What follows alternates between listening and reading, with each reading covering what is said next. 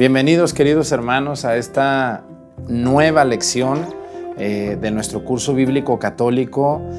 Me da muchísimo gusto que todos ustedes hayan llegado junto conmigo a esta lección número 64. Ya mero terminamos el tomo número 1. Les recuerdo que estas lecciones hay que verlas por orden. Váyanse por favor a la número 1 y vénganse poco a poco, con calma. No llevan prisa, no tienen por qué venir corriendo. Disfrútenlas, porque si no las vemos con calma no las vamos a entender y no vamos a disfrutar el amor y no vamos a conocer la Biblia con amor y con cariño. Les recuerdo a todos ustedes que es muy importante contar con su Biblia, primeramente la Biblia. Hay que tener una Biblia de traducción católica, aprobada por la Iglesia Católica, porque eso nos ayuda a que sea más fácil nuestro estudio. Otra cosa que también tenemos que tener muy en cuenta es si pueden comprar el tomo número 1 del curso bíblico popular del Padre Agustín Petrocelli de Editorial Progreso. Lo encuentran en alguna librería católica, San Pablo, Bonaprensa, Clavería, etcétera, o por Mercado Libre o por Amazon.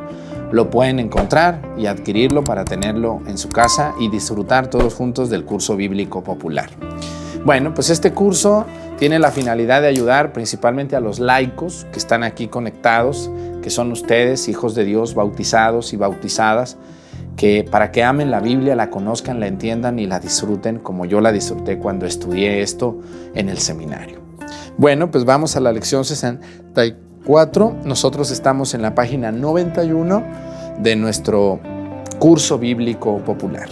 Bueno, pues vamos a ver ahora este tema de Jesucristo como eje central de toda la Biblia. El eje es como la parte por la que toda la Biblia cruza, ¿no? El eje es a donde todas las calles llegan. Entonces nosotros pudiéramos pensar que los libros son callecitas que llevan al mismo eje, y el eje al que desembocan todas es Cristo, ¿no? La calle más amplia es la calle más importante. Cristo es la calle más amplia, Cristo es la calle más importante. Entonces dice el Padre Agustín, dice: si has empezado a leer la Biblia es posible que te hayas encontrado con una dificultad o inquietud. ¿Te parecerá que la Biblia se habla de todo? De la historia, de buenos consejos, de poesías, de catálogos, de leyes antiguas, al parecer sin orden alguno. Así es. Muchas personas abren su Biblia sin apoyo de nadie y se confunden, otros no la entienden, otros no saben por dónde empezar y definitivamente terminan por declinar, porque dicen, bueno, pues no la entiendo, no hay quien me explique, mejor pues no la estudio, ¿no? Entonces, esto pareciera que sucede muy frecuentemente y sí es cierto, sí sucede, pero por eso está este curso bíblico, para ayudarlos a que la leamos. Ya ahora que iniciemos el curso bíblico popular con el tomo 2, vamos a comenzar a leer la Biblia y vamos a disfrutarla muchísimo, ¿no? Y todos ustedes que ya vieron conmigo las lecciones bíblicas número 1, bueno, pues ya la temporada 1, así le vamos a llamar a esta temporada, pues vamos a empezar la temporada 2 y verán qué precioso va a ser todo esto. Bueno, dice, es necesario responder una pregunta. ¿Hay algo que da unidad a tal diversidad de los libros que conforman la Biblia? Respondemos enseguida que sí. Los 73 libros de la Biblia, que forman la Biblia, tienen una asombrosa unidad. Lo que da unidad a la Biblia de la historia de la salvación es Jesucristo. Así es. Lo que le da unidad al Antiguo y al Nuevo Testamento es Cristo. Cristo es el eje de la Biblia, no se les olvide eso. Todo el Antiguo Testamento va conduciendo hasta que llega a un punto de choque que es Cristo. Y el Nuevo Testamento, Cristo es el principio, donde termina el Nuevo Testamento, Cristo es el principio. Dan de cuenta que es una X, donde se juntan las dos, ahí está Cristo en medio. El Antiguo Testamento llega a Cristo y el Nuevo Testamento se abre a Cristo, ¿no? Entonces, Cristo es el eje, Cristo es el centro del Antiguo y del Nuevo Testamento. Vamos a llegar a eso muy pronto. Fíjense. En nuestro pueblo hay un hermoso baile que se llama el baile de las cintas. A media plaza se planta un palo grande. Si han visto, es el baile de las cintas, ¿no? Plantan un palo así, y luego ponen una cinta para acá, o un listón, otro listón, y todas las personas que bailan van enredándolo alrededor del palo, ¿no? Si no hay palo, no lo pueden enredar, y después desenredarlo también. Es un baile muy hermoso. Recuerdo, yo creo que es típico de Yucatán o de Veracruz, no recuerdo ahorita, aquí en México, pero bueno, no importa de dónde sea, pero yo creo que todos ustedes lo han visto alguna vez. Dice, En la parte más alta están amarradas muchas cintas de colores. Empieza la música, todos bailan con una cinta en la mano, tejiendo al mismo tiempo las cintas hasta cubrir hermosamente el palo. Algo así sucede en la Biblia. Todas las ideas, la historia, las esperanzas tienen como eje a Jesucristo. Alrededor de Él se teje toda la historia, así es. Los libros de la Biblia en su totalidad nos hablan de Jesús con una diferencia. Los 46 libros del Antiguo Testamento hablan de Jesús que va a venir, así es. Los 46 libros del Antiguo Testamento, Génesis, Éxodo, Levítico, Números, Deuteronomio, Josué, Primera, Segunda de Reyes, Primera y Segunda de las Crónicas, Isaías, Jeremías, Oseas, Abdías, Sofonías, etcétera, etcétera, hablan de que Jesús va a venir, ¿no? Va a venir el Salvador, va a nacer el Emanuel, va a venir, va a nacer de una virgen desposada, el Hijo de Dios, el Mesías, etcétera. Todo el Antiguo Testamento habla de eso, del acontecimiento Jesús. Dice así es. Y en cambio, los 27 libros del Nuevo Testamento nos hablan de que Jesús ya vino y de que va a volver. Así es. Y qué maravilloso es vivir en estos tiempos. Ustedes y yo somos afortunados vivir en estos tiempos en los que Jesús ya vino y va a volver a venir. ¿Cuándo va a venir, Padre? Bueno, esa es una muy buena pregunta que no tengo la respuesta, ni yo ni nadie. Nadie se puede atrever a dar una fecha exacta o concreta de que Jesús va a venir otra vez, pero de que va a venir, va a venir. Es una promesa hecha, narrada y escrita en los evangelios, narrada por Jesucristo en boca de Jesús, pero no dejó fechas. Nadie sabe la fecha. Muy bien, y no se tienen que apurar por eso. Vamos a preocuparnos por salvarnos mientras dure nuestra vida en este mundo y no estar con muchas personas que ya ven venir el fin del mundo y que ya se va a acabar y que ya se va a acabar y no se acaba y no se acaba y no se acaba. Y ya están haciéndose y dañando su propia vida, incluso la vida de personas ignorantes, con ese tema de que el mundo se va a acabar cuando todavía no sabemos la fecha. Bueno, dice, la historia de la salvación, la Biblia es la historia de la salvación. Esto es muy importante. A ver, miren, el Padre Agustín aquí va a hacer un resumen de historia de la salvación, que yo no la voy a hacer. ¿Por qué? Porque esta historia de la salvación la podemos nosotros, la vamos a ir haciendo en el tomo número 2 y porque aparte yo, terminando el curso bíblico popular, les voy a dar a todos ustedes un curso de historia de la salvación.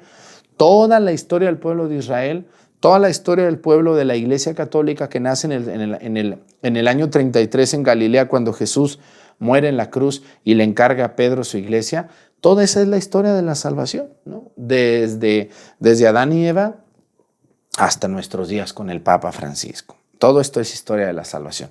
Y la vamos a ver, ya verán, ya llegaremos si Dios nos permite y nos deja llegar. Nomás primero vamos a acabar el curso bíblico popular.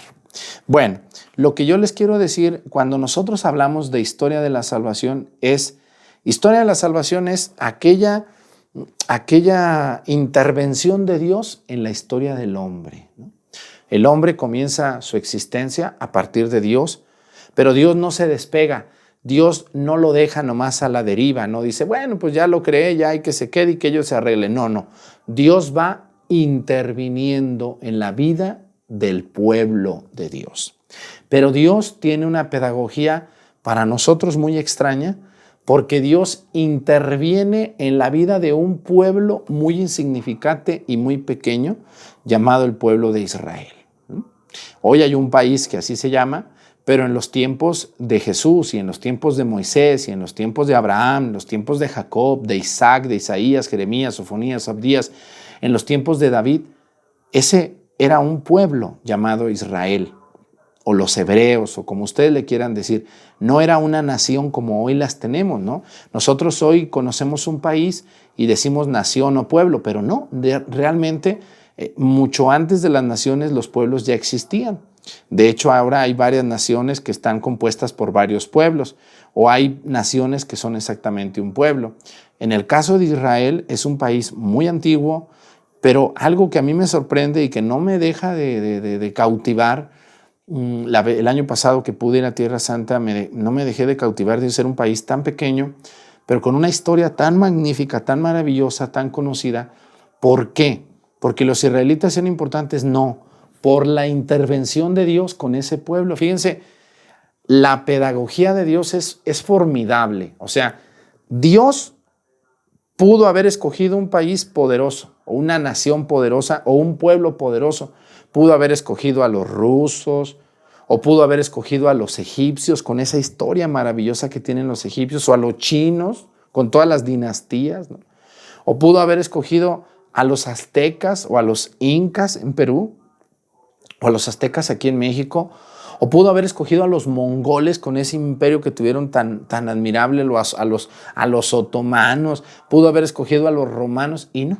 Fíjense cómo es Dios, cómo Dios nos enseña en la humildad y en la sencillez de un pueblo, porque hoy en día, claro, Israel no es un pueblo muy humilde, ni los judíos son personas así muy humildes, no, con mucho respeto por si algún judío me está viendo, pero no es la realidad hoy.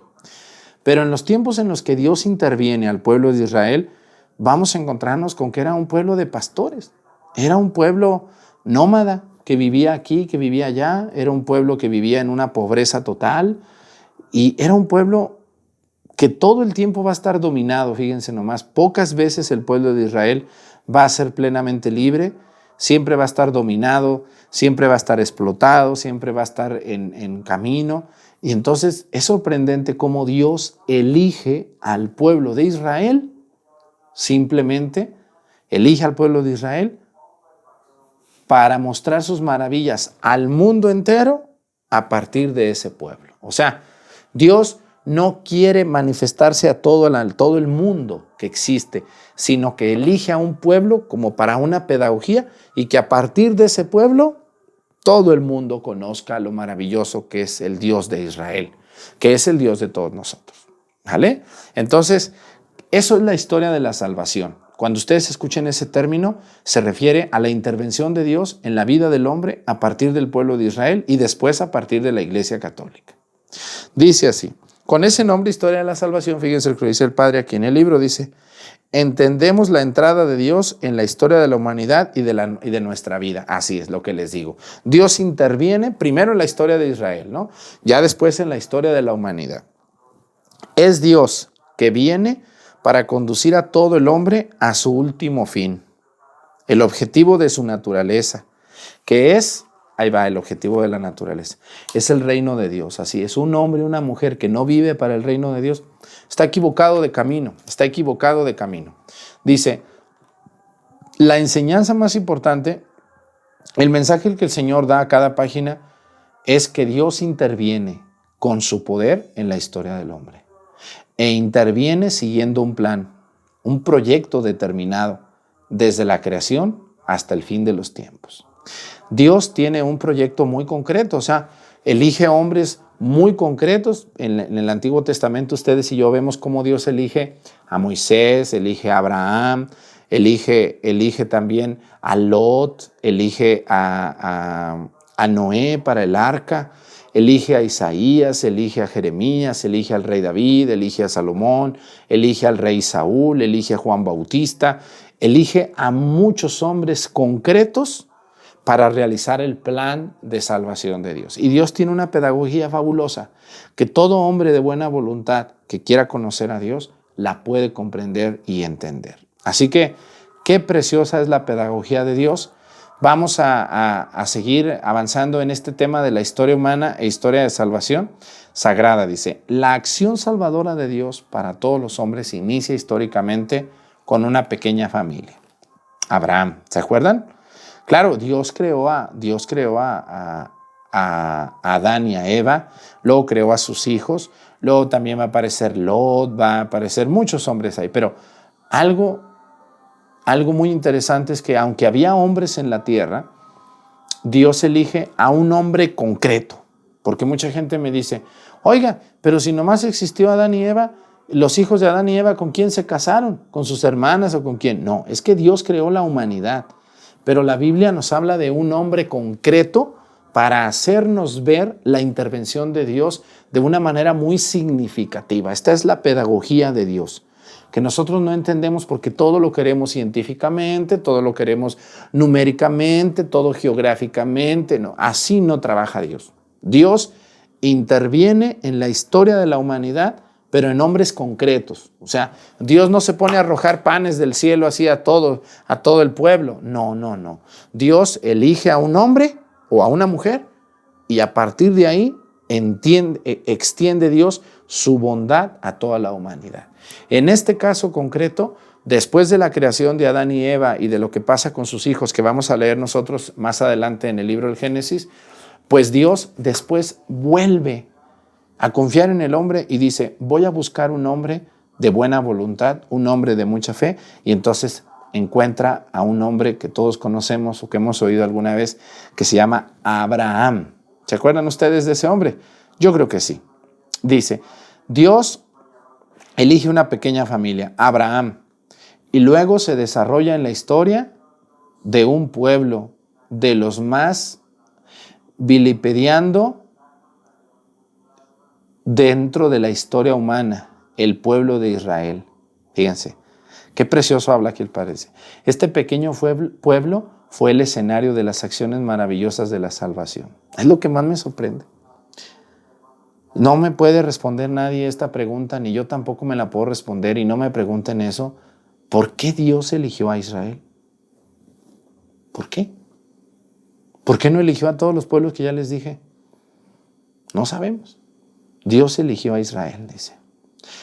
Todo lo que pasó dentro de esta nación, escogida para ser depositaria de la misión divina, revistió así su carácter sagrado. Todos los acontecimientos, hasta las leyes que reglamentaron la vida social y política, son interpretados y vividos como intervenciones salvíficas del Señor Yahvé. Así es, el pueblo de Israel, la historia del pueblo de Israel se va a convertir en la historia de Dios. Fíjense qué precioso decir esto. La historia de un pueblo pequeñito, porque Abraham fundó un pueblo muy pequeñito, se va a convertir en el pueblo que Dios elige para intervenir y para darnos a conocer a todos los demás pueblos como nosotros, que estamos incluidos en el pueblo de Israel. Dice, para la Biblia, entonces no hay diferencia entre historia sagrada e historia profana. Es la manera en que Dios habla al hombre. Así está. A ver, el pueblo de Israel no tiene una historia mundana y una historia sagrada. No, es la misma historia. La historia del pueblo de Israel es la historia de Dios. Es la historia divina, es la historia religiosa. Qué precioso manejar estos términos. Dice, para la Biblia no hay diferencia entre historia sagrada y historia pagana.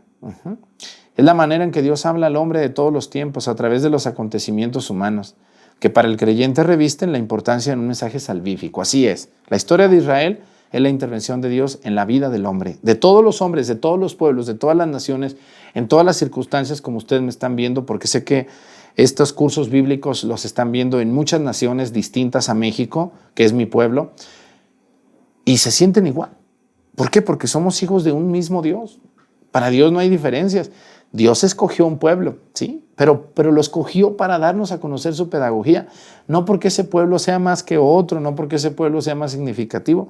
Si ustedes ven la historia profana alrededor de Israel, Israel era un pueblo de nómadas, de pobres, de pastores, de gente muy humilde, pero Dios elige a ese pueblo.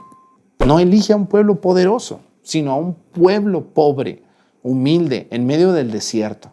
Esto es lo que más me sorprende.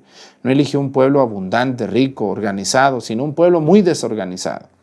Y vamos a ver al ratito que empecemos, ya mero empezamos el tomo 2, para que lo vayan comprando. Espero que ya lo hayan comprado el tomo 2 porque se va a acabar. Yo supe que el tomo 1 estaba agotado, entonces el tomo 2, yo creo que después de esta lección se va a agotar. Cómprenlo porque lo van a necesitar muchísimo. Con este libro es mucho más fácil seguir el curso bíblico popular que nomás están oyendo al Padre Arturo que luego los aburre. Hagamos un ejemplo, dice. Todos conocen el relato del Éxodo capítulo 16 y 17 del maná en el desierto. Sí lo conocen, ¿no? Cuando Dios les mandó el maná al pueblo de Israel, que está en medio del desierto, que tenía mucha hambre, cuando Dios los saca de Egipto. Todos conocemos esa narración, dice. Los estudiosos afirman que se trata de una resina dulce que sale en los meses del verano de los arbustos cerca del Sinaí. Para los ojos de todos puede ser una cosa natural, pero para los ojos del pueblo creyente, eso reviste un significado especial de providencia y de ayudar a Yahvé. Así lo vio el pueblo de Israel, como la prueba que Dios no los abandonaba. Así es, para un pueblo creyente, todo es providencia de Dios. Y esto es maravilloso cuando un niño, cuando un hombre va caminando por la vida como ustedes, como yo, que vamos caminando y que Dios no nos desampara, que nos manda dinero, que nos manda ropa, que nos manda comida. Cuando somos hombres de fe, como es mi caso, vemos la mano de Dios ahí y su providencia. Cuando va caminando un pagano mundano que está viviendo en pecado y en maldad, pues eso no lo ve como providencia de Dios, lo ve como casualidad, lo ve como obra de su trabajo. Y pues qué triste vivir pensando que todo lo consigues y que nada le pertenece a Dios. Pobre de ti, vas a terminar deprimido con una tristeza terrible, ¿eh? Bueno, Jesús es el centro de la historia de salvación, así es. Miren, si ustedes y yo vamos a la carta primera de Corintios, de San Pablo a los Corintios, capítulo 15, versículo 20 al 28, y en Efesios, capítulo 1, versículos del 4 al 12, con una vigorosa descripción, dice, habla del plan de salvación en que todos los hombres son conducidos del Padre por medio de Cristo. Jesús es la primicia, así dice la cita, de todos los resucitados. O sea, Jesús es el primero de los resucitados, que nos llevará al reino de Dios después de haber destruido el mal. Jesús vino a destruir el mal, que existía y que sigue existiendo. Cristo Jesús, su vida, su muerte y su resurrección es el centro de toda la historia de la salvación. Así es. 1 Corintios 1, 15, 17. Por Él, con Él y en Él han sido creadas todas las cosas. Todo fue creado por Él y con Él y todo subsiste en Él. ¿Se acuerdan ustedes cuando el Padre levanta el cuerpo y la sangre de Cristo después de la consagración y dice, por Cristo, con Cristo y en Cristo, por Cristo, con Él y en Él? A ti, Dios Padre omnipotente, en la unidad del Espíritu Santo, todo honor y toda gloria por los siglos de los siglos. Amén. Todo ha sido por Cristo, en Cristo y con Cristo. Cuando ustedes y yo nos metamos eso en la cabeza y sepamos que todo es por Cristo, con Cristo y en Cristo, nuestra vida va a transformarse en mucha felicidad. Yo les invito a ver la vida como dice 1 Corintios 1, capítulo 1, versículo 15, 16 y 17. Dice, es de suma importancia que quien se acerca al estudio de la Biblia tenga presente esta opción cristológica de todos los libros, es decir, la relación de toda la historia que tiene con la venida y la enseñanza de Cristo. El mismo Jesús lo recuerda a sus discípulos de Maús y les explicó todo lo que él hablaba las Escrituras. Vamos a ver esa cita, que es una cita maravillosa y hermosa. Vamos al Evangelio de San Lucas, es el Evangelio número 3 del Nuevo Testamento.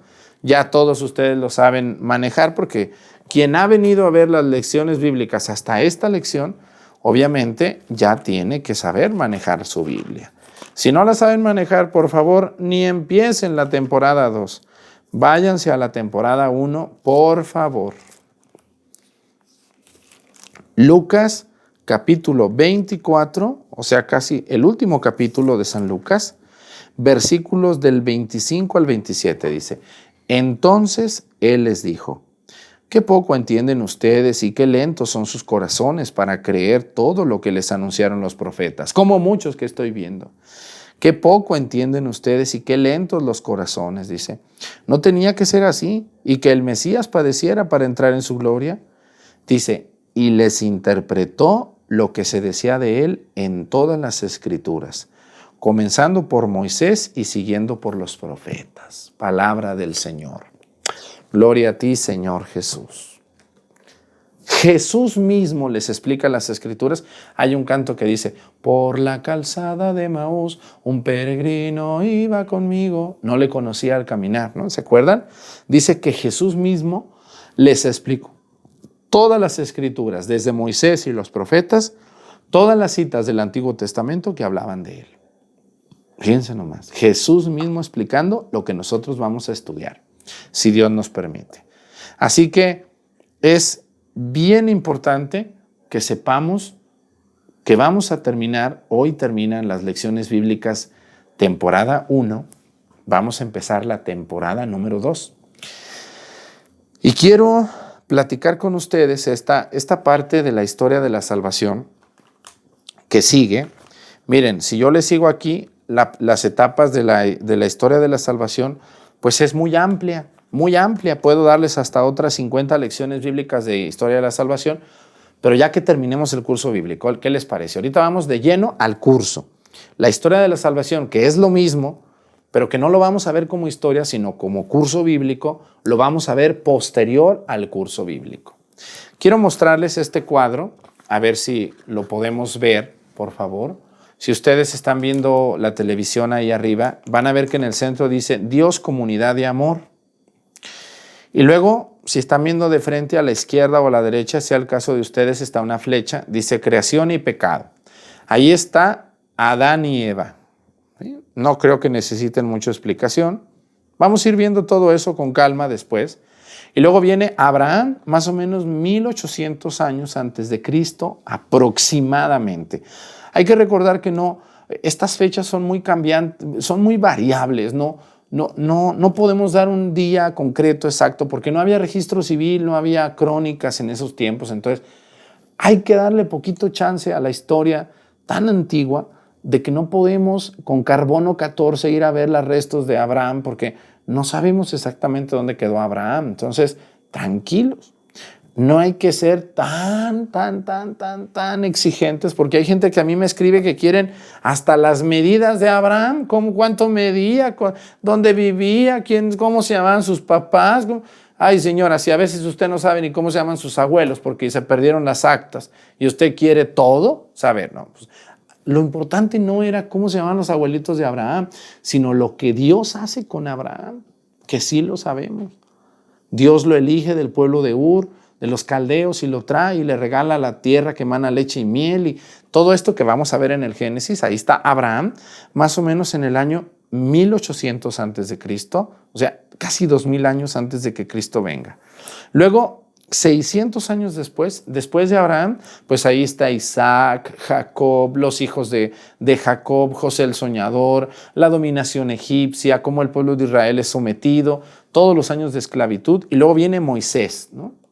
Moisés, el niño salvado en las aguas, judío, que desobedece, mata a un egipcio, se va, se casa con su mujer, Dios lo hace regresar con un palo y saca al pueblo de Israel por el desierto, caminan, llegan al pueblo de Israel, ya entra Josué, ahí aparecen los jueces, pero ahí está Josué también, que es un personaje importante, los jueces, ahí está Sansón, y están muchos otros que vamos a ir viendo nosotros a leer. Y luego viene el tiempo de los reyes, ahí está Saúl. Bueno, ahí no aparece el nombre, pero está el profeta Samuel, que es un gran interventor de la historia de la salvación, porque Dios lo elige a Samuel como el niño que ofrece su mamá al sacerdote Leví. Y luego Samuel es el elegido para ungir a Saúl como rey, y luego después unge a David en vida de Saúl, y luego unge a Salomón, el hijo que tuvo David con la mujer de Urías, que era un acto de adulterio, pero ahí nace Salomón. Y luego van a venir los hijos de Salomón, Roboam, Jeroboam, y todos los reyes que son más de 15 que van a tener. Y luego viene la separación del pueblo. Ahí vienen los profetas. Ahí está Isaías, Jeremías, Daniel, Oseas, Abdías, Elías, Eliseo, etcétera. Todos los profetas, del 700 al 400 antes de Cristo. Y luego viene el exilio en Babilonia, 587 antes de Cristo. Ahí está la dominación babilonia y los babilonios dicen, vámonos, ¿no? Se llevan a todo el pueblo, lo explotan allá en Babilonia, en Israel dejan a los ancianos, a los pobres, a los que no sirven y se llevan a lo mejor para explotarlos y esclavizarlos. Allá van a estar en el Babilonia y luego el periodo persa del 500 al 300. Los persas también los van a dominar. Y luego viene Alejandro Magno, ahí está, del año 300 al 60 antes de Cristo. ¿Se acuerdan ustedes de eso? Alejandro Magno, como desde Grecia, Macedonia, conquista toda esa parte del Medio Oriente hasta la India, más o menos llegó. Y luego vienen los macabeos, ¿no? Estos hombres interesantísimos, estos dos libros que tenemos, primera y segunda de los Macabeos, y luego viene el periodo romano, 60 antes de Cristo, 60 años antes de que nazca Cristo, empieza la dominación romana. No tan fuerte como va a ser después, pero comienza la dominación romana. Después viene Cristo, en el año 0, vienen los apóstoles que funda Cristo en ellos, la Iglesia Católica, que es el pueblo de salvación, porque la Iglesia Católica ya no va a formar parte de un solo pueblo. Aquí viene el cambio total de que ya el pueblo elegido de Dios ya no es una nación concreta. Ya no puede el pueblo de Israel decir, solo a nosotros nos ama Dios, solo nosotros somos los elegidos. No, ahora la elección de Dios es universal. Por eso Cristo dice, vayan a todas las naciones y prediquen el evangelio, ¿no?